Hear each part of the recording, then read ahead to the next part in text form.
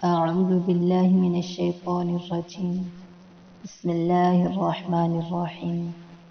السلام علیکم ورحمۃ اللہ وبرکاتہ. آج ہم انشاءاللہ العزیز سورہ بقرہ کی آیت نمبر 137 تا 138 کا ترجمہ اور تفسیر کریں گے. فَإِنْ آمَنُوا بِمِثْلِ مَا آمَنْتُمْ بِهِ فَقَدِ اهْتَدَوْا.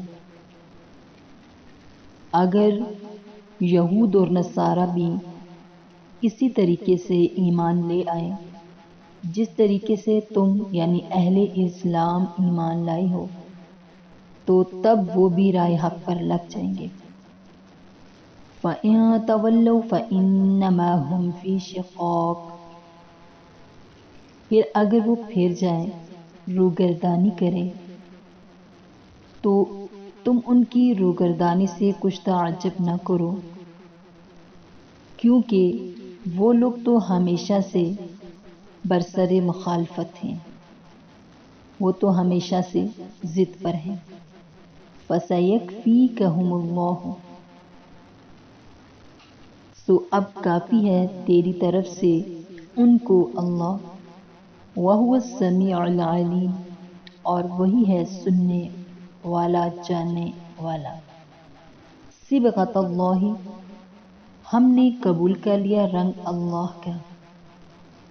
وَمَنْ أَحْسَنُ مِنَ اللَّهِ صِبْغًا. اور کس کا رنگ بہتر ہے اللہ کے رنگ سے. وَنَحْنُ لَهُ عَابِدُونَ. اور ہم اسی کی بندگی کرتے ہیں.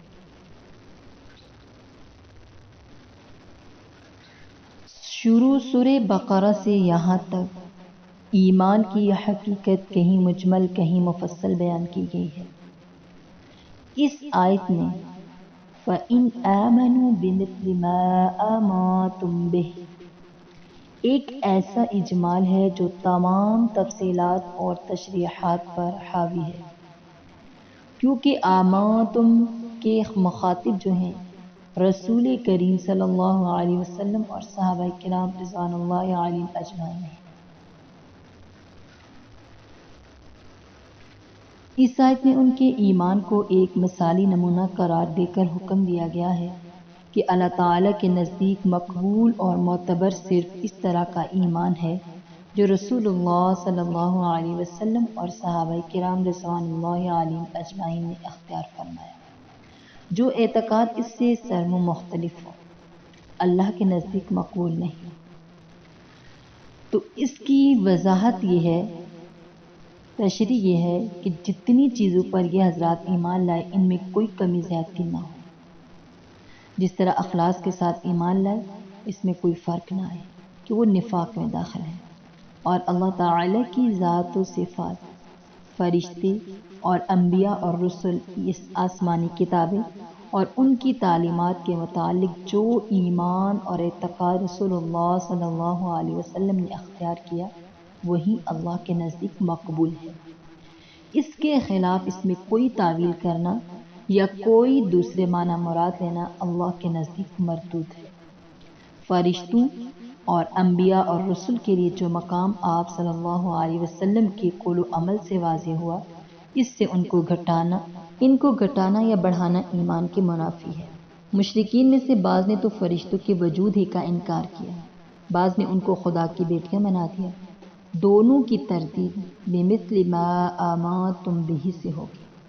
یہود اور نصارہ کے بعض گروہوں نے اپنے پیغمبروں کی مخالفت اور نافرمانی کی، یہاں تک کہ بعض کو قتل بھی کر دیا، اور بعض گروہوں نے ان کی عزت اور عظمت کو اتنا بڑھایا کہ خدا یا خدا کا بیٹا یا خدا کا مثل بنا دیا. یہ دونوں قسم کے افراط اور تفرید ضلالت اور گمراہی قرار دی گئی. شریعت اسلام میں رسول اللہ صلی اللہ علیہ وسلم کی عظمت اور محبت فرض ہے، اس کے بغیر ایمان ہی نہیں ہوتا.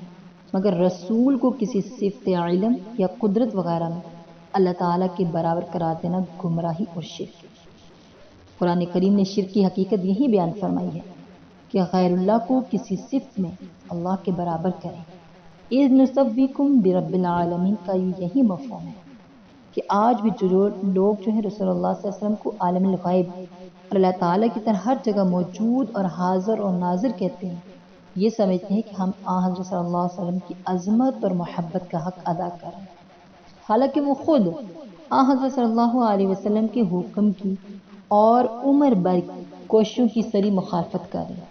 اس آیت میں ان کے لیے بھی سبق ہے کہ حضرت صلی اللہ علیہ وسلم کی عظمت اور محبت اللہ کے نزدیک ایسے ہی مطلوب ہے جیسی صحابہ کرام رضوان اللہ علیہم اجمعین کے دل میں آپ صلی اللہ علیہ وسلم کی تھی۔ اس سے کمی بھی جرم ہے اور اس میں زیادتی بھی گمراہی ہے۔ اسی طرح وہ لوگ جن کے قلب اور دماغ صرف مادی اور مادیات میں کھوئے ہوئے ہیں، عالم غیب اور عالم آخرت کی چیزیں جب انہیں مستبعد نظر آتی ہیں تو طرح طرح کی تعبیروں میں پڑ جاتے ہیں اور اپنے نزدیک اس کو دین کی خدمت سمجھتے ہیں کہ ہم نے اس کو اقرب الفہم کر دیا، مگر چونکہ وہ تعبیریں بمثل ما آمنتم بہ کی خلاف ہیں، اس لیے سب مردود اور باطل ہیں۔ آخرت کے تمام حالات اور واقعات جس طرح قرآن اور سنت میں وارد ہوئے ہیں، ان پر بغیر کسی جھجک اور تعویل کے ایمان لانا ہی در حقیقت ایمان ہے۔ حشر اجساد کے بجائے حشر روحانی اور عذاب اور ثواب جسمانی اور روحانی، اسی طرح وزن اعمال میں تعویلیں کرنا سب اللہ کے نزدیک مردود، باطل اور گمراہی ہے۔ اور آگے فرمایا فَسَيَكْفِيكَهُمُ اللَّهُ، اس آیت میں واضح فرما دیا کہ آپ صلی اللہ علیہ وسلم اپنے مخالفوں کی زیادہ فکر نہ فرمائیں، ہم خود ان سے نمٹ لیں گے، اور یہ ایسا ہی ہے جیسا دوسری ایک آیت وَاللَّهُ يَعْصِمُكَ مِنَ النَّاسِ، اس سے زیادہ وضاحت کے ساتھ فرماتے ہیں کہ آپ صلی اللہ علیہ وسلم مخالفین کی فکر نہ کریں، اللہ تعالیٰ ان سے آپ کی حفاظت خود کریں گے۔ اس سے اگلی آیت میں صبغۃ اللہ، اس سے پہلی آیت میں دین اسلام کو حضرت ابراہیم علیہ السلام کی طرف منسوب کیا گیا تھا، ملت ابراہیم حنیفہ، اس جگہ اس کو براہ راست اللہ تعالیٰ کی طرف منسوب کر کے بتلا دیا کہ دین در حقیقت اللہ تعالیٰ سے ہے۔ کسی پیغمبر کی طرف اس کی نسبت مجازی کر دی جاتی ہے اور اس جگہ ملت کو صبغت کے لفظ سے تعبیر کر کے دو باتوں کی طرف اشارہ ہو گیا۔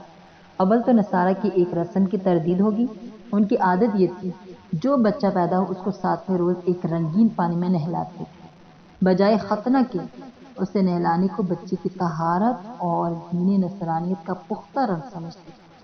تو اس آیت نے بتلایا کہ یہ پانی کا رنگ تو دھل کر ختم ہو جاتا ہے، اس کا بعد میں کوئی اثر نہیں رہتا، نیز ختنہ نہ کرنے کی وجہ سے جو گندگی اور ناپاکی جسم میں رہتی ہے اس سے بھی یہ رنگ نجات نہیں دیتا۔